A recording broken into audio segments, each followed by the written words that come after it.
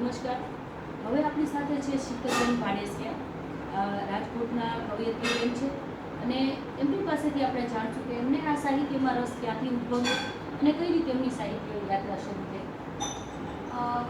વાંચવાનો તો શોખ હતો જ, એટલે જેમ જેમ વાંચન કરીએ, આપણે કહીએ ને કે જેમ વાંચન કરીએ એમ આપણા મનમાં વિચારો આવે, શબ્દોનો વાસ ફરે. એટલે સૌપ્રથમ ત્યારે એકવાર આપણે અત્યારે જે માહોલ જોઈએ છે ને કે કોઈ પણ આપણે પગલું ભરીએ ને તો દરેક પગલે આપણે પહેલાં પૈસા જોઈએ. એટલે એ ઉપરથી મને ત્યારે પહેલી રચના એવી હતી યાદ કે ક્યાંથી આવે પૈસો, ક્યાં જાય પૈસો.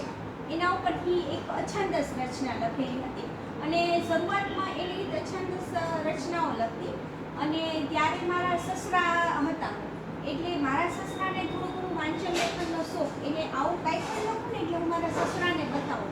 એટલે પછી ત્યારે મારા સસરા મને સજેસ્ટ કરે કે તે કયો શબ્દ આના બદલે કયો શબ્દ લઈએ તો વધારે સારું.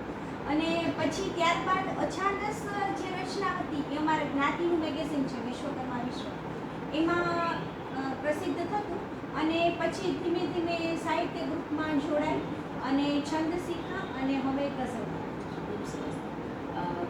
એ ઉપરાંત આપણે લખ્યું છે તેમાં છપાયું છે તેમના વિશે.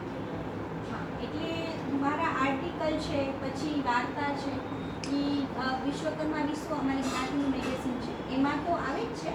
અને પ્લસ ઘણા સાહિત્ય છે એની અંદર જે આપણે કહીએ ને કે ઓનલાઈન જે બધી ઓલી થતી હોય સ્પર્ધાઓ થતી હોય એમાં હું ભાગ લઉં છું. ખૂબ સરસ. તો આપણે જાણ્યું કે શીતલબેન અત્યારે છે એ પોતે કવિતા અને ગઝલ ઉપર પોતાનો હાથ અજમાવી રહ્યા છે અને એ સારું લખતા રહે એવી એમને શુભેચ્છાઓ.